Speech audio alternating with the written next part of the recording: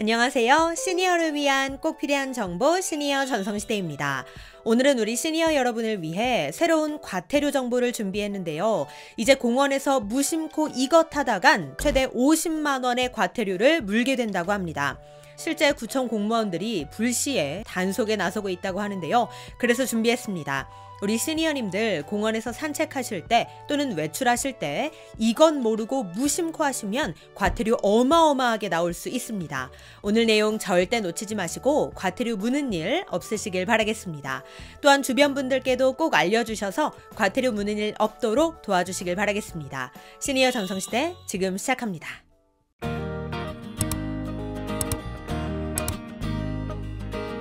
추운 날씨에도 불구하고 공원에 나가보면 우리 시니어님들을 정말 많이 뵐 수 있는데요.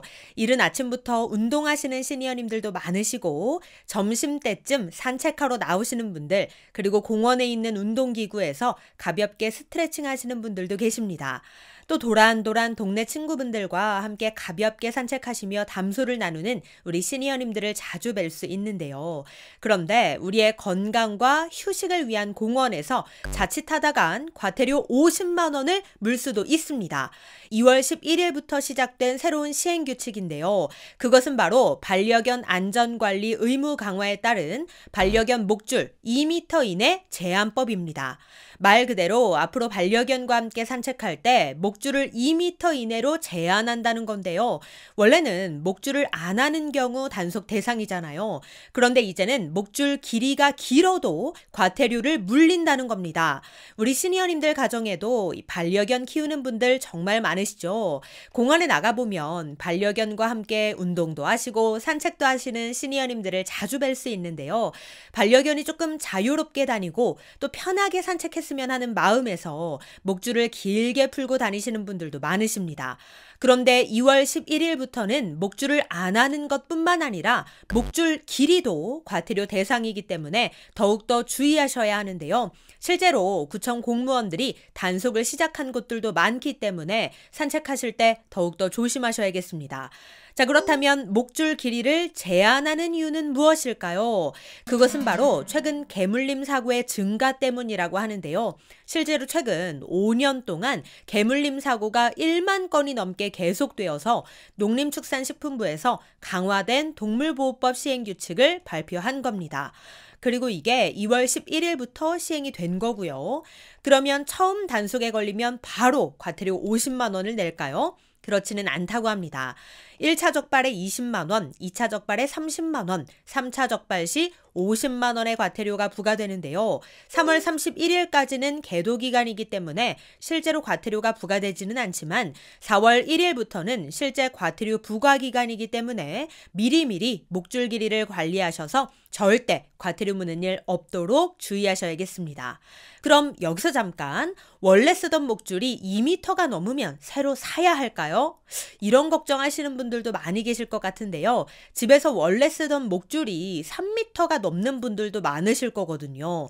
이런 경우에는 굳이 새로 살 필요는 없고 2m 이상 늘어나는 줄을 쓰더라도 보호자와 반려견을 잇는 길이만 2m를 넘지 않도록 줄을 쥐고 있으면 된다고 합니다. 그러니까 2m가 넘는 줄을 사용하시는 분들은 줄이 2m를 넘어가지 않도록 잘 쥐고 계셔야 한다는 얘기죠.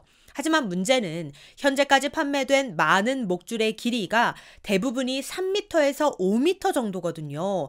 그래서 아마 가지고 계신 목줄 길이가 다 이 정도이다 보니 산책할 때 2m를 일일이 확인하기가 쉽지는 않을 것으로 보이는데요.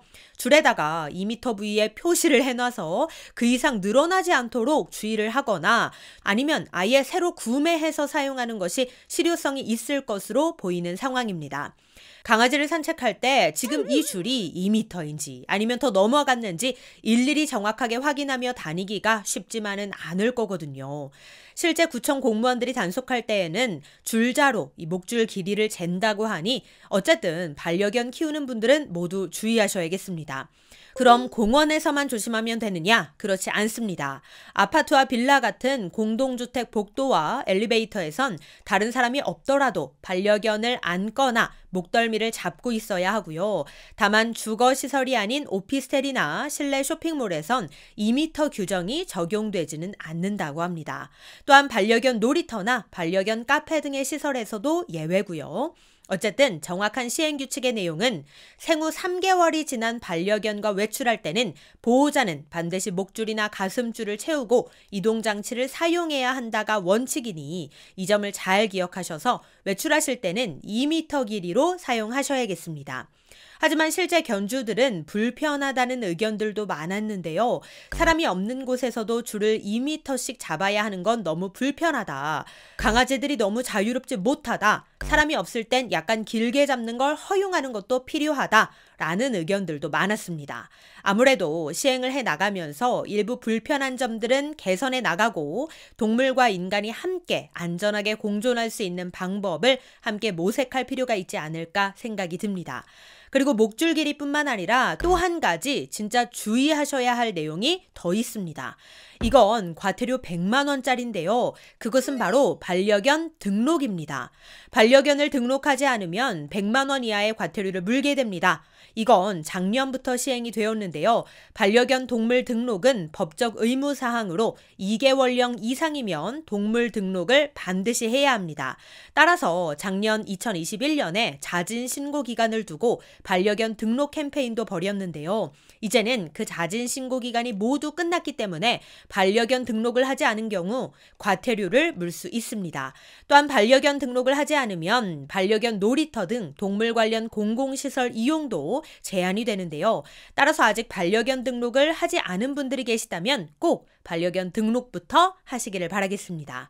시군구청 또는 동물병원 또는 동물보호센터 등을 통해서 접수하시면 되고요. 관련하여 문의사항은 국번 없이 120 또는 1577-0954로 문의하시면 되겠습니다. 그리고 반려견 과태료 중에 많은 분들이 간과하는 또 한 가지가 있습니다. 그것은 바로 운전석에서 반려견을 안고 운전하는 것인데요. 운전석에서 반려견을 안고 운전하면 도로교통법 제39조 5항 위반으로 과태료 부과 대상이 됩니다. 승합차 5만 원, 승용차 4만 원, 오토바이 3만 원, 자전거 2만 원의 범칙금을 내야 하니 운전하실 때는 꼭 이동식 장이나 전용 카시트, 안전벨트를 이용해서 반려견도 운전자도 모두 안전하게 이동하셔야겠습니다. 네, 오늘은 반려견 과태료 정보들 알려드렸는데요. 반려견과 함께하면 더 건강하게 살 수 있다는 정보도 있더라고요. 모두 반려견과 함께 과태료 걱정 없이 안전하고 행복한 일상을 보내시길 바라는 마음입니다. 오늘 내용 도움이 되셨다면 구독, 좋아요, 알림 설정 부탁드리고요. 저는 다음에도 좋은 정보로 다시 찾아뵙겠습니다. 감사합니다.